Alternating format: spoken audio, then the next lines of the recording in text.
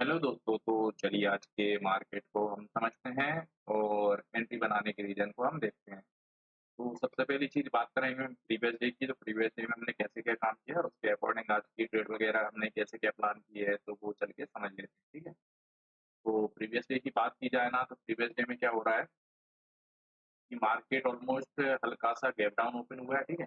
Gap down open होने के साथ-साथ मार्केट में कंटिन्यू अपसाइड का ही मोमेंटम किया हुआ है, ठीक है? इसके साथ-साथ में मार्केट में एसएल्स वगैरह देखे जाए ना, तो कहीं न कहीं एसएल्स वगैरह कुछ इस लेवल के आस-पास में प्रेज़ेंट हैं, कुछ इस लेवल के आस-पास में है और कुछ इस लेवल के आस-पास में है, ठीक है? बाकी अगर डाउन साइड के एसएल देखे जाए ना, तो कहीं इस लेवल के आस-पास में, ठीक है? चलिए आज की हमने ट्रेड वगैरह कैसे क्या प्लान की, वो चल के समझ लेते हैं। तो आज मार्केट क्या कर रहा था कि मार्केट अच्छा खासा गैप अप ओपन हुआ है, ठीक है? गैप अप ओपन होने के साथ-साथ मार्केट ने क्या किया है कि पहली कैंडल में रिजेक्शन दिखाया हुआ है, ठीक है? तो रिजेक्शन के साथ-साथ में हम क्या करते हैं कि जिस साइड में रिजेक्शन आता है ना, तो हम मार्केट में उस साइड की ट्रेड बनाने का प्लान करते हैं, ठीक है? उसके बाद में मार्केट में कहीं इस लेवल के आस-पास हमने एक डाउन साइड की ट्रेड वगैरह भी बनाई है।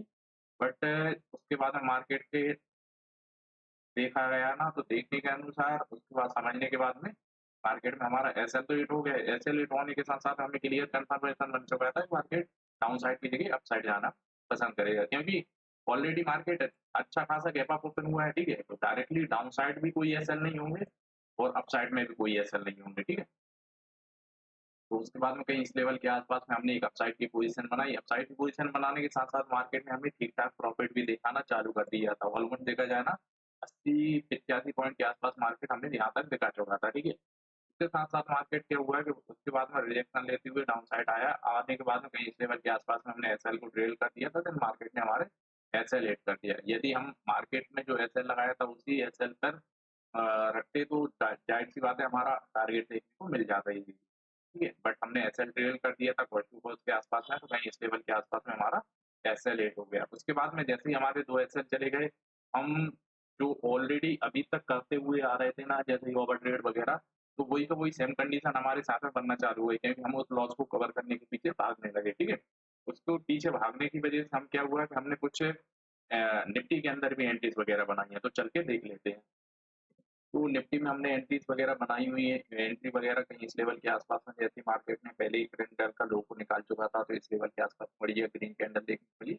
हमने कहीं न कहीं अपसाइड की एक पोज़ीशन बनाई, देन मार्केट ने सेकंड ही कैंडल पे सेलेक्ट कर दिया, ठीक है? इसके साथ-साथ में देखा जाए ना, तो मार्केट डाउन साइड आया है कहीं इस लेवल के आस-पास में, जैसे मार्केट ने हम देखो सेम वही कंडीशन कर रहे हैं जो पिछले कुछ 1-2 महीने के अंदर हमने बहुत ही ज़्यादा ओवरट्रेड करी है, जो कि हमने जितना भी प्रॉफिट बनाया था इस साल में, तो वो पूरा का पूरा लॉस कर लिया, ठीक है?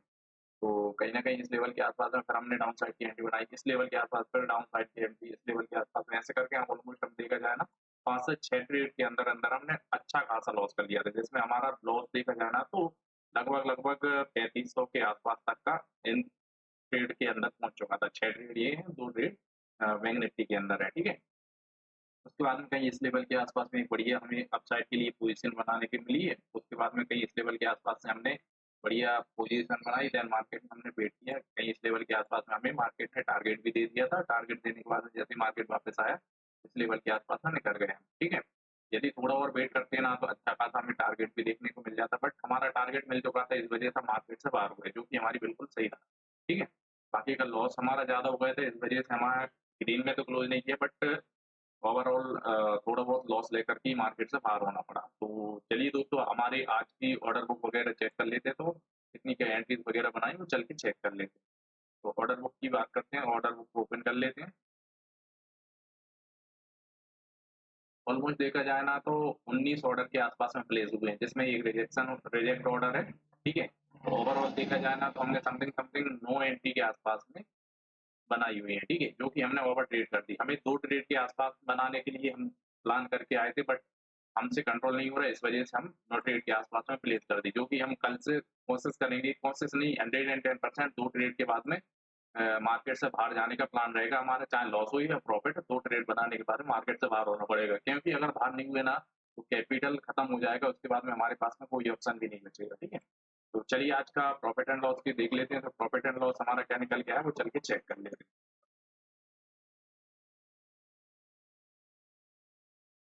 तो आज का जो प्रॉफिट एंड लॉस में देखा जाए ना, तो ऑलरेडी हमारा जो लॉस है ना, वो लगभग-लगभग ₹1369 के आस-पास में क्लोज़ हुआ है, ठीक है? इसके साथ-साथ में देखा जाए ना तो हमने जो लॉस कर दिया था वो देखा जाए ना तो हमने 3500-3600 रुपए के आस-पास तक का लॉस कर चुके थे, जिसमें हमने अगर ₹2300 का प्रॉफ़िट को बुक नहीं करते ना, ये लॉस हमें 2300-3400 रुपए 3500-3600 रुपए का लॉस लेकर के जाना पड़ता है, ठीक है? तो चलिए दोस्तों अब हम बात कर लेते हैं हमारे रूल्स वगैरह कितने क्या फ़ॉलो किए हैं, वो चल के चेक कर लेते हैं।